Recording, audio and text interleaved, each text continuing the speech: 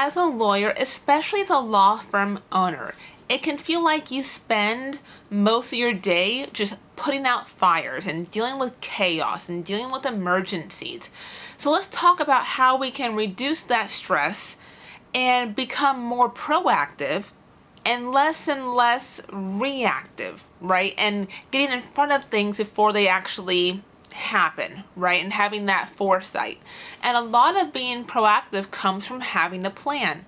But we have to do more than just making the plan. We have to actually make the plan, follow through and honor the plan that we've made, and be more intentional with our time.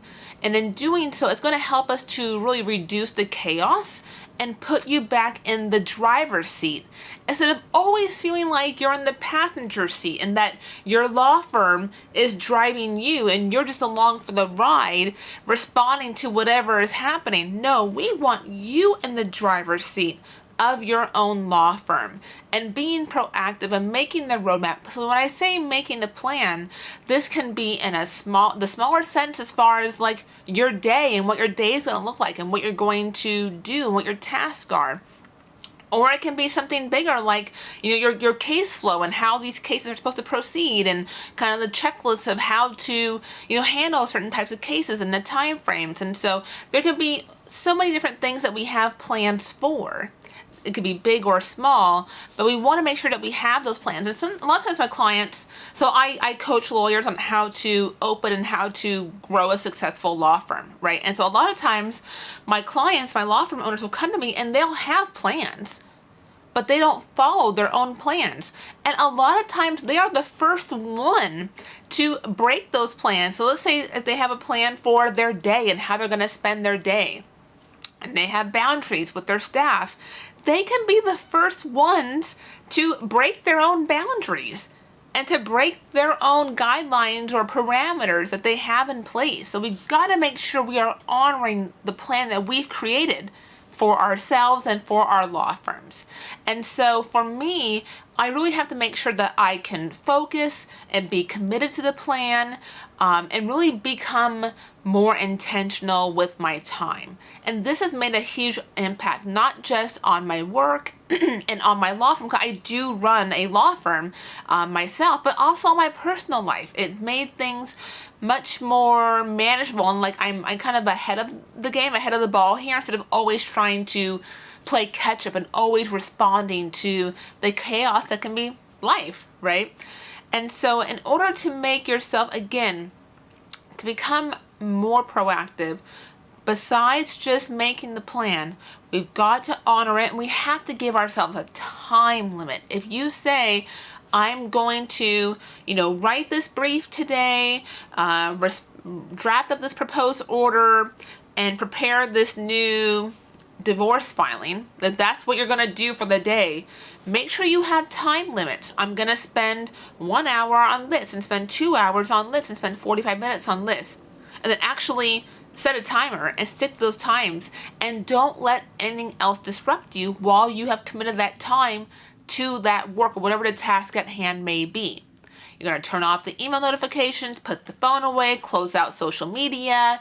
Don't let staff just come into your office to ask questions at any point in time, because you can't get your work done efficiently if you do so in that manner. So we have to make sure we have dedicated time to the task that we want to have at hand. And then also, we got to make sure we complete the plan, right? And we actually finish it, even when we don't want to. There's a lot of times that, on Tuesday, I'll decide what I'm going to do on Wednesday. And then Wednesday morning comes and guess what? I don't feel like doing it. I don't want to do that today. But we have to do it anyways. You made that commitment to yourself. You can't keep breaking the promises you make to yourself. How can you follow through on your commitments to anyone else, to your staff, to your clients, to colleagues? How can you keep those commitments if you can't even keep the commitments you made for yourself? Okay. And getting the work done, being able to mark that off your to-do list, that's going to give you momentum as far as to continue going. That feels, to me, it feels so good to check off my to-do list and to have things done, right? And to draw that line on that task that I finished that. especially when it's things that we've been kind of putting off for a while and we've been procrastinating on.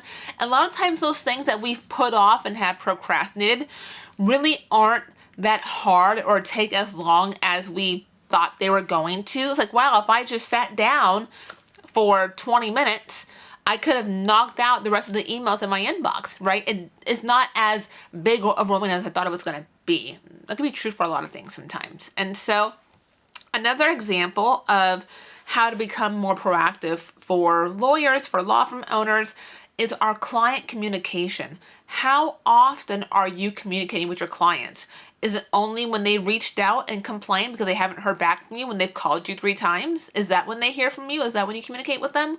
Or do you have a process in place where we give clients updates every Fridays? Even if the update is there's no update, we're still waiting on a decision, we're still waiting to hear back from opposing counsel, whatever it may be, do you have a plan in place for your client communication? That's a big one for lawyers, is the communication.